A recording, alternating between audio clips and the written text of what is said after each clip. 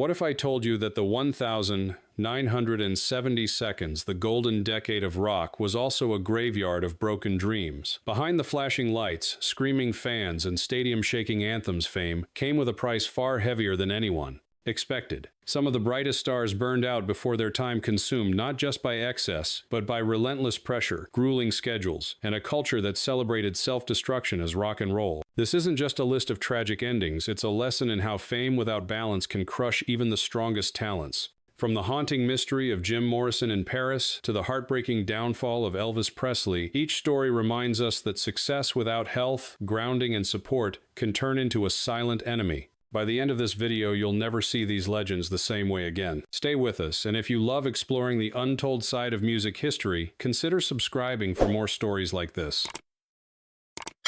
He was the ultimate guitar revolutionary, a man who could make 6 strings sound like thunder, fire, and poetry all at once. Jimi Hendrix wasn't just a musician, he was a cultural force redefining rock with explosive performances at Woodstock and Monterey. On stage, he seemed invincible, lost in the flames of his own genius. But behind the spotlight, Jimi was caught in a storm that not even his unmatched talent could silence. The pressure was relentless. Record labels pushed for more albums, audiences demanded ever louder spectacles, and fame left him little space for peace. Like many artists of the 1,970 seconds, he turned to substances seeking escape from the grind. In September 1970, just 27 years old, Hendrix was found in a London flat after a tragic night. The official cause was asphyxiation while under the influence of barbiturates. His death sent shockwaves through the music world forever, etching his name into the infamous 27 Club. But beyond the tragedy lies a sobering lesson. Hendrix's story reminds us that innovation and brilliance cannot thrive without care for one's health and mind. Even legends need rest, balance, and support system. The myth of the tortured artist, often glamorized in rock culture, hides the harsh truth. Fame without limits can devour the very gift that made someone special. So while we celebrate his music, we should also reflect on the warning his story carries. Jimi Hendrix showed us what greatness looks like, but also how fragile it can be. But if you think Hendrix's downfall was tragic, wait until you hear about Janis Joplin. They called her the queen of rock and roll, a powerhouse voice that could rip through the soul with raw emotion. Janis Joplin was unlike anyone else, wild, electric, vulnerable. On stage, she poured her entire being into every note, leaving audiences breathless. But when the lights dimmed, the applause faded, and she was left alone in her hotel room, the silence felt unbearable. Janis struggled deeply with loneliness and self-doubt. While her public image was fierce and unbreakable, privately, she wrestled with insecurity, heartbreak, and the crushing weight of living up to her own legend. Like so many stars of the 1,970 seconds, she sought refuge in substances, temporary relief that only tightened its grip over time. On the 4th of October 1970, Janis was found lifeless in her Los Angeles hotel. She was just 27, the same haunting age as Hendrix. The official cause, a heroin overdose, a brutal reminder that no voice, no matter how powerful, is immune to vulnerability. Her story carries a lesson far beyond the stage. Janis shows us how dangerous it is to confuse fame with fulfillment. Stardom may look glamorous, but it cannot replace true connection, self-care, or emotional support. She sang the truth of human pain, but she didn't always have the tools to heal her own. For young dreamers, her life is both inspiration and warning. Greatness without balance can become a trap. Celebrate her courage, her raw honesty, but remember the cost. And if you think Janis's fall was heartbreaking, wait until you hear about Jim Morrison, the Lizard King, who vanished into legend in Paris. He was the Lizard King, the poetic prophet of the Doors, a man who turned rock concerts into dark rituals of rebellion. Jim Morrison wasn't just a singer, he was a force of nature, challenging authority with lyrics that blended mysticism, philosophy, and raw sexuality. To millions, he seemed untouchable, a visionary who could bend the crowd with a single verse. But behind his leather-clad persona was a man spiraling deeper into chaos. By the early 1,970 seconds, Morrison was weary of fame. Endless touring court battles over obscenity charges and the crushing expectations of being a countercultural icon pushed him into heavier drinking and erratic behavior. He longed for escape, fleeing to Paris, with hopes of finding peace and rediscovering his art. But on the 3rd of July 1971, he was found dead in a bathtub at just 27 years old. The official cause was listed as heart failure, yet no autopsy was performed, leaving endless speculation and conspiracy theories in his wake. Jim's story is more than a mystery, it's a cautionary tale. It shows us the danger of letting an image consume the person beneath. Morrison became a symbol, but the man inside struggled to carry the weight of that myth. Fame, when coupled with self-destruction, can erase the line between reality and performance. For fans and artists alike, his downfall underscores the importance of grounding, of remembering that artistry thrives, not on chaos alone, but on balance, stability, and care for one's mind. The Lizard King gave us timeless words, but he also left behind a lesson. Legends may seem immortal, yet they are painfully human. But if you thought Morrison's end was mysterious, wait until you meet Sid Vicious, the punk icon, whose rebellion ended in a way no one could ignore. If punk had a face in the late 1970 seconds, it was Sid Vicious. With his spiked hair, snarling attitude, and bass slung low, he embodied everything raw, rebellious, and reckless about the Sex Pistols. Sid wasn't the most skilled musician, but he was the perfect symbol chaos in leather and chains. Crowds loved his defiance, but fame only magnified his self-destruction. Sid's life with Nancy Spungen became a storm of violence, drugs, and tabloid headlines. Their toxic relationship spiraled in public, each scandal fueling the myth of Sid as punk's tragic outlaw.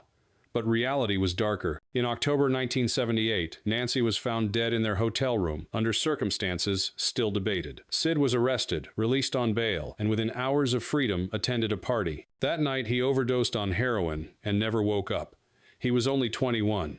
His story is shocking, but it also raises an uncomfortable truth. Rebellion without direction can collapse in on itself. Punk was meant to be a voice against conformity, yet for Sid, it became a prison of his own making.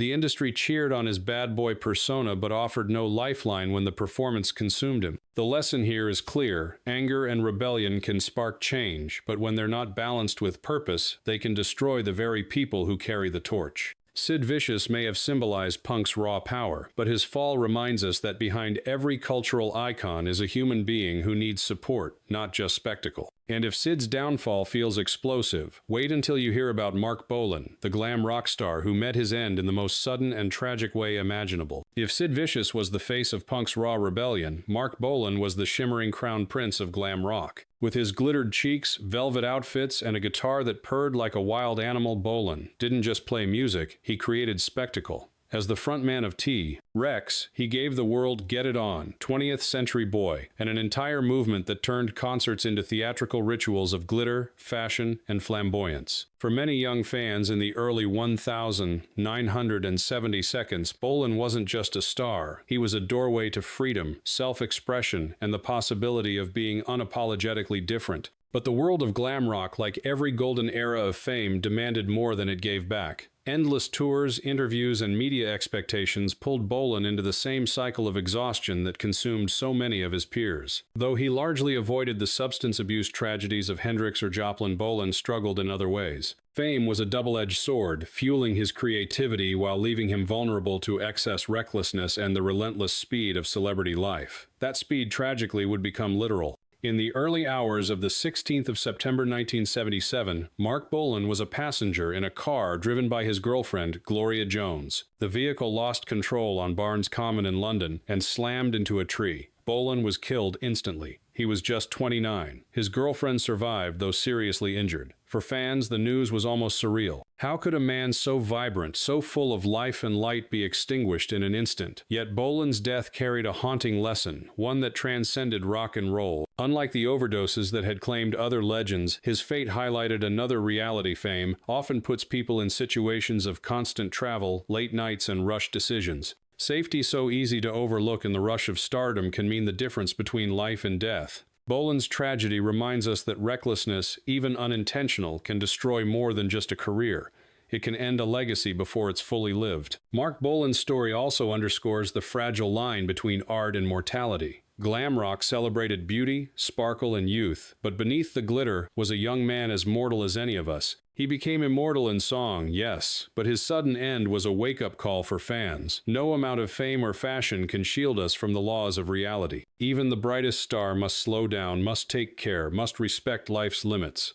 Today, his influence is undeniable. Artists from David Bowie to modern glam-inspired bands owe him a debt. Yet his loss at 29 is a constant reminder that greatness isn't about how brightly you burn, but how carefully you guard the flame. And if you think Bolan's sudden exit was heartbreaking, wait until you hear about Lynyrd Skynyrd, the Southern rock legends, whose rise was literally cut from the sky in a disaster that shook the world of music to its core. If Mark Bolan's death was sudden and shocking, the tragedy of Lynyrd Skynyrd was apocalyptic. In the 1,970 seconds, they weren't just a band, they were the beating heart of Southern rock. With songs like Sweet Home Alabama and Free Bird, they embodied a sound that was rebellious, proud, and unmistakably American. Their concerts were packed with rowdy energy, their guitars screamed with freedom, and their lyrics became anthems for a generation. But behind the glory was a band constantly on the move. Touring was relentless, with back-to-back shows, and a heavy demand from record labels to keep the hits flowing. The members pushed themselves harder and harder, carrying the weight of expectation from millions of fans. Still, no one could have predicted how brutally fate would intervene. On the 20th of October 1977, Lynyrd Skynyrd boarded a chartered Convair CV-240 to travel between shows. The plane, already notorious for mechanical issues, sputtered mid-flight. With fuel leaking and the engines failing, the pilots attempted an emergency landing in Mississippi. They never made it. The aircraft plowed into a swampy forest, tearing apart trees and metal alike. Lead singer Ronnie Van Zant, guitarist Steve Gaines, backup vocalist Cassie Gaines, and 3 others were killed instantly. The rest of the band and crew were severely injured, many with lifelong scars. The world was stunned. Just 3 days earlier, Skynyrd had released their album Street Survivors, its cover eerily showing the band engulfed in flames. The record was pulled and reissued out of respect, but the coincidence became part of the legend. For fans, the loss was almost unbearable. Southern rock's brightest voice silenced in one catastrophic moment. Yet this story isn't just about tragedy, it's also about responsibility. Investigations revealed that the plane was in poor condition and had been chosen because it was cheaper than safer alternatives. The band members, exhausted and eager to meet commitments, went along with the decision. The lesson is stark when it comes to safety. No amount of fame, money, or deadlines is worth the risk. Cutting corners in pursuit of success can carry devastating consequences. For young musicians today, the crash of Lynyrd Skynyrd remains a sobering reminder. Touring life is grueling, but safety must come before spectacle.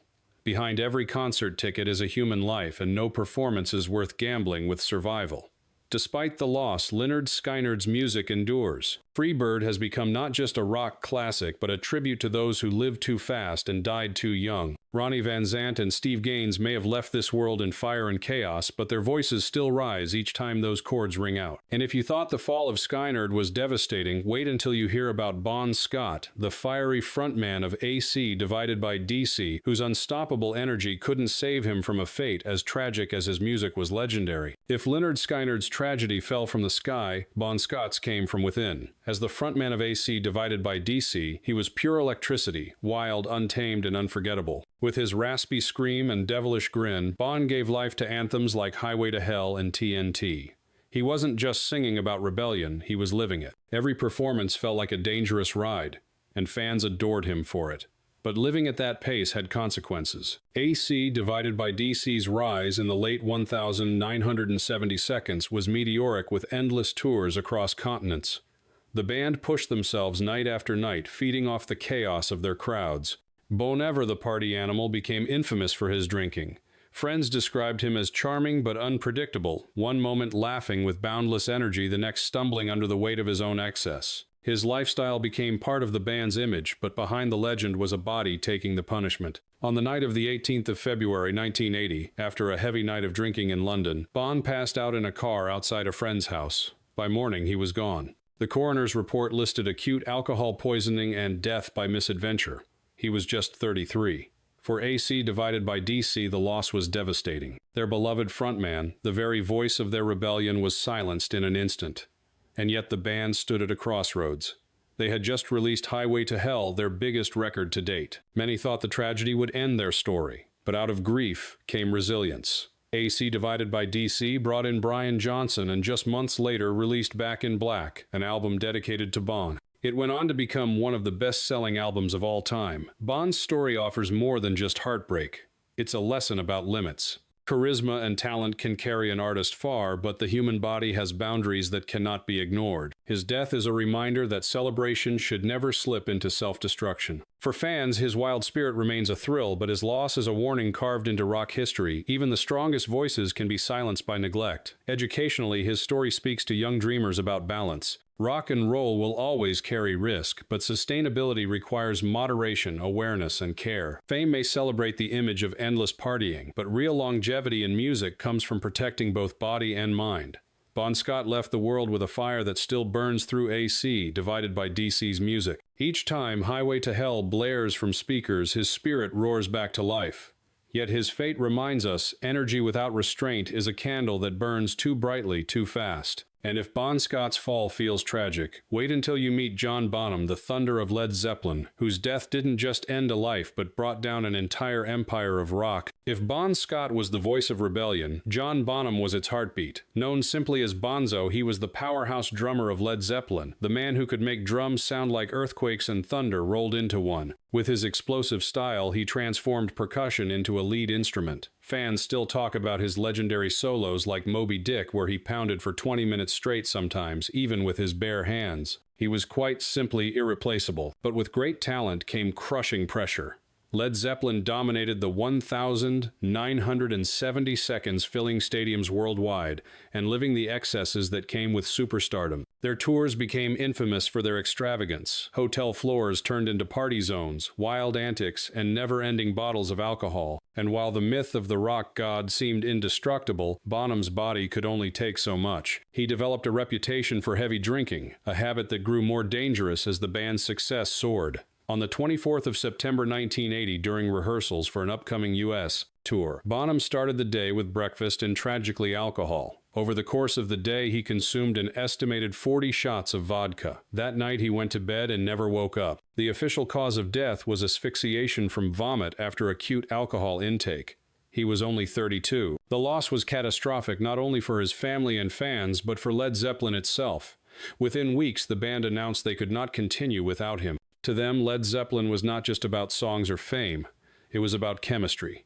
And without Bonham's thunder, the storm was over. His death effectively ended one of the greatest rock bands in history.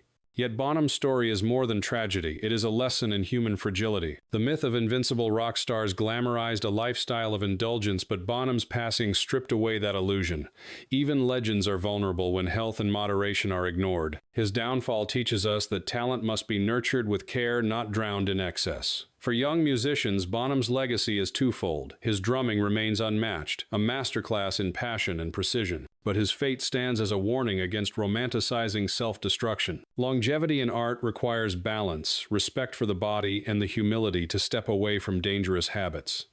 John Bonham left behind a thunder that still echoes. Every time a drummer smashes a kit with raw power, they are chasing his ghost. His greatness will always inspire, but his loss is a reminder that even the strongest rhythm can be silenced in an instant. And if Bonham's death shook the foundations of rock, wait until you hear about Keith Moon, the mad genius of The Who, whose tragic end revealed the cruel irony of trying to cure chaos with chaos itself. If John Bonham was thunder, Keith Moon was lightning. The drummer of The Who earned the nickname Moon the Loon for good reason. He was unpredictable, explosive, and lived as though every day was his last. On stage, his drumming was chaos, turned into art-wild fills, furious rolls, and an energy that pushed The Who into legendary status. Off-stage, his antics were just as famous, blowing up toilets, crashing cars into hotel pools, and turning destruction into performance. For fans, Moon was a rock star in the purest sense. For those who knew him, he was also a ticking time bomb. Moon's lifestyle, fueled by alcohol and reckless excess, masked a darker truth. He struggled with anxiety and the pressure of keeping up his wildman image. By the mid-1,970 seconds, his health was visibly deteriorating. His drumming, once unstoppable, began to falter under the weight of constant abuse.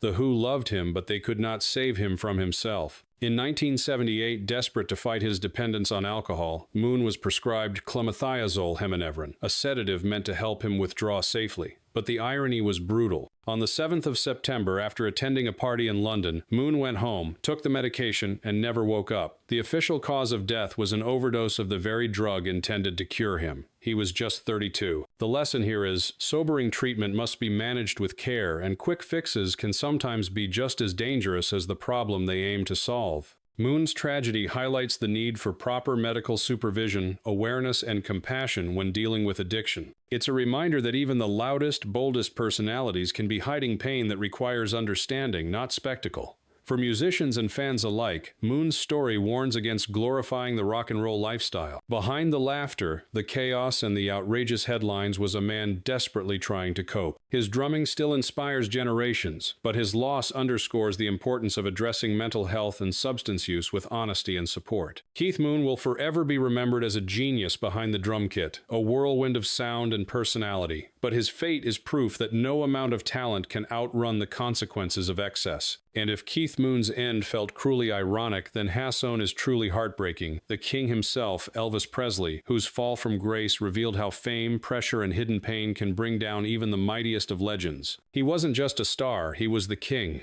Elvis Presley, the boy from Tupelo who became a cultural earthquake, changed music forever. With his voice, his moves, and his charisma, he ignited the birth of rock and roll. By the 1,970 seconds, he was more than an artist. He was a global symbol, a man who filled arenas and dominated Las Vegas residencies. To the outside world, Elvis had everything: fame, fortune, and immortality through song. But behind the rhinestone jumpsuits and dazzling smiles, the king was collapsing. The pressure was relentless. Vegas demanded night after night of marathon shows. Hollywood expected films. Fans expected perfection. Elvis, a man who once thrived on youthful energy, now carried the weight of an empire. To cope, he relied increasingly on prescription drugs, pills, for sleep, for energy, for pain. They were legal, supplied by doctors, but the effect was no less dangerous. His health declined, weight gain, exhaustion, and mood swings became visible signs of a man unraveling. On the 16th of August, 1977, Elvis was found unconscious in the bathroom of Graceland. Attempts to revive him failed. He was only 42. The official cause of death was heart failure with drug dependency, a contributing factor. For millions of fans, the news was unthinkable. The king of rock and roll gone far too soon. Yet Elvis's story is more than a tragedy, it's a lesson. It shows us how fame, when coupled with isolation and pressure, can destroy even the strongest icons. It also raises important questions about healthcare and accountability. His reliance on prescription drugs reveals how easy it is to mistake doctor-approved for safe. Elvis's downfall reminds us that mental and physical health must be prioritized no matter how bright the spotlight shines. Educationally, his legacy highlights the importance of balance. Stardom may seem glamorous, but no career is worth sacrificing health and humanity. For artists and fans alike, Elvis's fate is a wake-up call. Even the greatest legends are vulnerable when they don't take care of themselves. And yet Elvis Presley's music endures. Can't Help Falling in Love, Suspicious Minds, Hound Dog, these songs still echo across generations. His story remains both inspirational and heartbreaking, proof that one man can change the world with music, but also proof that no one is invincible. Elvis is Hasson not only because of who he was, but because of what his downfall teaches us. Behind the crown and the glory was a man fragile and human whose struggles remind us that fame without balance is a dangerous trap. These stories remind us that the golden glow of fame often hides shadows. Which of these rock stars' downfalls shocked you the most? Tell us in the comments, and don't forget to subscribe for more untold stories from the dark side of music history. Not every rock tragedy was about chaos and wild excess. Sometimes the cruelty of fame came in quieter, more painful ways. Cass Elliot, known to the world as Mama Cass of the Mamas and the Papas, had one of the most unique voices of the 1,960 seconds and 70 seconds. With songs like California Dreamin' and Monday Monday, she helped define an era of harmony and hope. Her voice was warm, powerful, and instantly recognizable. But while the music was golden, the weight of public scrutiny was crushing. Cass struggled throughout her career with body image. In a world that demanded female stars look slim and flawless, she faced cruel jokes and constant criticism even as her voice soared above the rest. While her male peers were celebrated for their talent alone, Cass was judged for her appearance first. The pressure weighed heavily on her confidence and her health. Still, she kept performing, pouring love and energy into every show. On the 29th of July 1974, after a sold-out run in London, Cass passed away in her sleep. She was just 32 years old. The official cause was heart failure. For decades, a cruel myth circulated that she had choked on a ham sandwich, an untrue rumor that became a punchline. In reality, her heart simply gave out, weakened by years of exhaustion, stress, and the pressures of carrying both a career and the stigma of constant body shaming.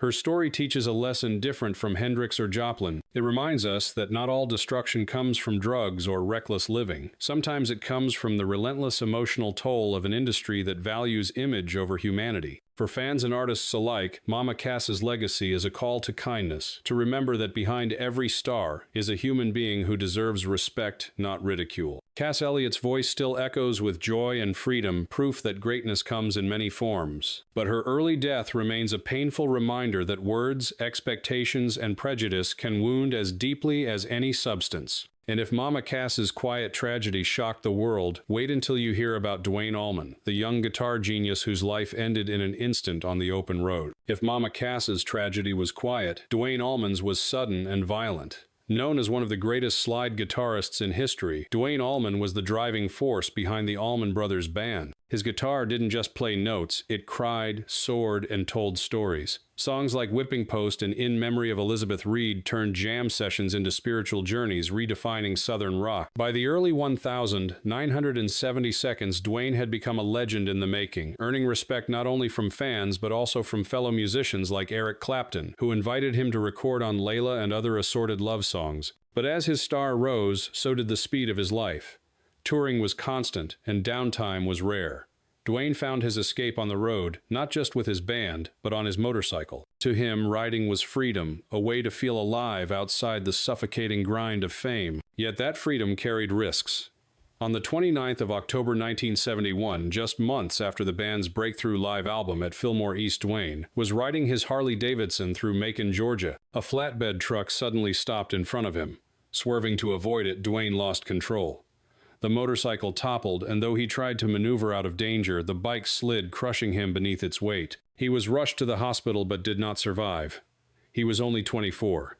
The shock was immense. Here was a young man on the cusp of superstardom, taken not by drugs or fame's excess, but by a tragic accident. Fans mourned not only the loss of his life, but also the countless songs that would never be written, the solos never played. For the Allman Brothers Band, the loss was devastating, though they chose to carry on transforming grief into music with Eat a Peach, an album forever linked to Duane's spirit. Duane Allman's story carries a lesson that extends beyond rock and roll. It reminds us of the importance of caution even in moments of freedom. Motorcycles, cars, and the open road are thrilling, but life is fragile, and even the most talented cannot outrun fate when safety is overlooked. His death underscores the need for balance, to live boldly but also wisely. Educationally, Duane's life shows how art can transcend even tragedy. His recordings continue to inspire generations of guitarists, proving that greatness doesn't always require decades. It can shine in just a few short years. But it also warns us passion must be tempered with prudence, because even the brightest flames can be extinguished in a second. Duane Allman's legacy is bittersweet. He will always be remembered as a genius who redefined rock guitar, but also as a young man who left far too soon. His life invites us to celebrate creativity while respecting the limits that keep us alive. And if Duane's accident was heartbreaking, wait until you hear about Tommy Bolin, the rising star who seemed destined for glory, only to fall victim to the same temptations that haunted so many of his peers. Some tragedies feel especially cruel because they involve artists who never got the chance to fulfill their promise.